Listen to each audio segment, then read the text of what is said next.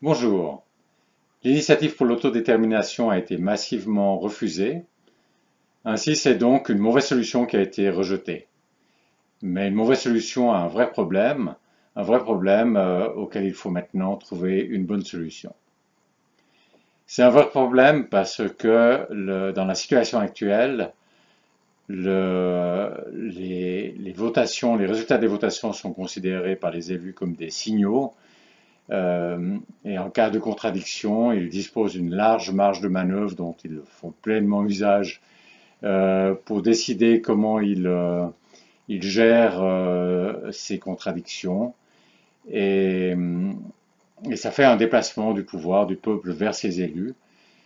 Et ça, à terme, ça conduirait à la disparition, simplement, la disparition de la démocratie directe en Suisse. Parce que si les citoyens ont le sentiment qu'ils font ce qu'ils veulent à Berne, eh bien, ils vont aller de moins en moins voter sur des sujets.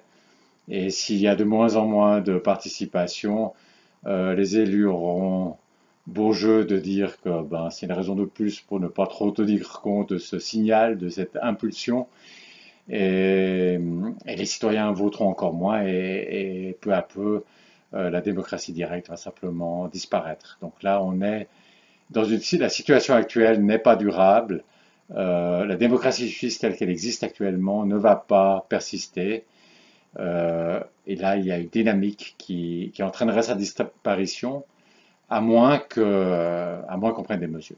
Et donc, on trouve une solution, mais pas une solution comme le proposait l'initiative pour l'autodétermination, avec simplement un automatisme qui fait que certains engagements internationaux ou certains accords internationaux pourraient simplement s'effondrer parce qu'ils rentreraient en contradiction avec, euh, avec la Constitution ou avec une nouvelle votation.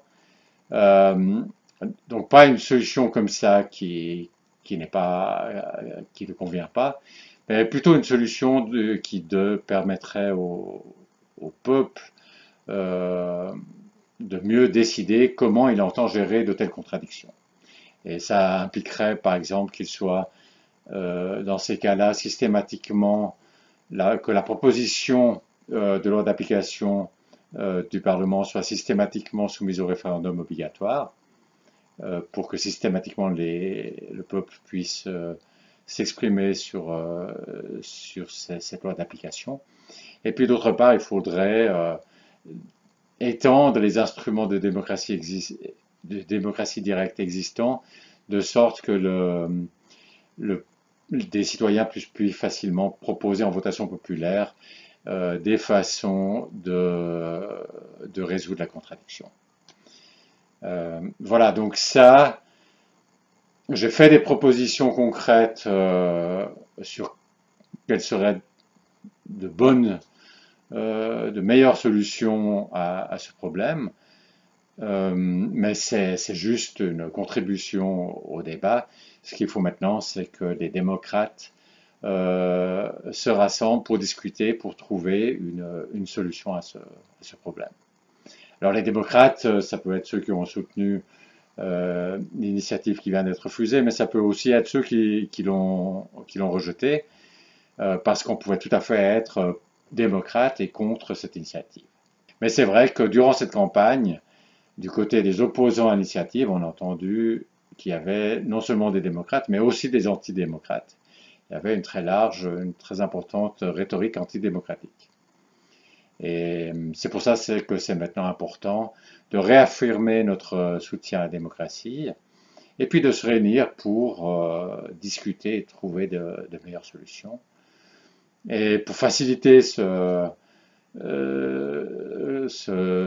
faciliter cette possibilité de se retrouver, ce que je propose, c'est qu'on se retrouve sur un hashtag.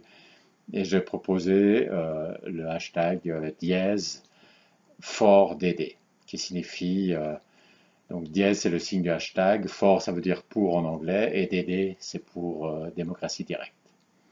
Voilà, donc je propose que on se retrouve sur ce hashtag ou autrement pour réfléchir à comment trouver une bonne solution à ce problème qui persiste après cette votation où une mauvaise solution a été rejetée. Merci d'avoir écouté cette vidéo et à la prochaine.